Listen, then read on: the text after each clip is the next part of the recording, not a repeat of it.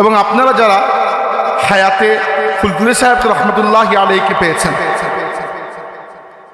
তারা তো দেখেছেন। যারা পাননি, যদি সাব কিবলার কোনো ওয়াজের ভিডিও আপনি কখনো দেখেন বা অডিও, আপনি একটা জিনিস লক্ষ্য করতে পারবেন যে সাব কিবলা রহমতুল্লাহ আলাইহির প্রত্যেকটা বয়ান কোনো না কোনোভাবে ঘুরে রাসূলুল্লাহ সাল্লাল্লাহু আলাইহি ইসলামের শান মান অর্থাৎ শানের রিসালাতের দিকেই চলে যেত।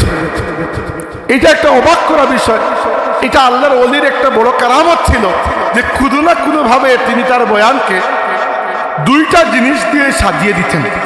একটা হচ্ছে ফুলতুলি সাহেবের ওয়াজে এক একটা বয়ানের মধ্যে যতটুকু কোরআনের আয়াত থাকতো, আমি অন্তত পক্ষে বাংলা ভাষায় কথা বলা কোনো বক্তার এক একটা বয়ানে এর চাইতে বেশি কোরআনের আয়াত তিলাওয়াত করতে কখনো শুনি নাই।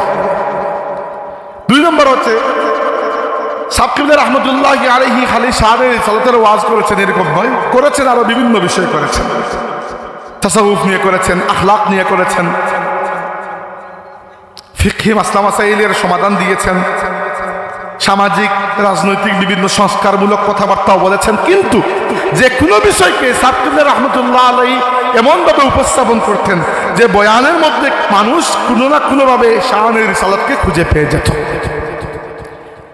তাই আমাদের উচিত হচ্ছে আমাদের বয়ানগুলোকে রাসূল আকরাম সাল্লাল্লাহু আলাইহি ইসলামের শান মানের আলোকে এমনভাবে উপস্থাপন করা যেন নিজেদেরকে সুন্নি যে আমরা বলছি এটা খালি মুখে মুখে বলা না হয়, বরং সুন্নি বলার হক আদায় হয়ে যায়।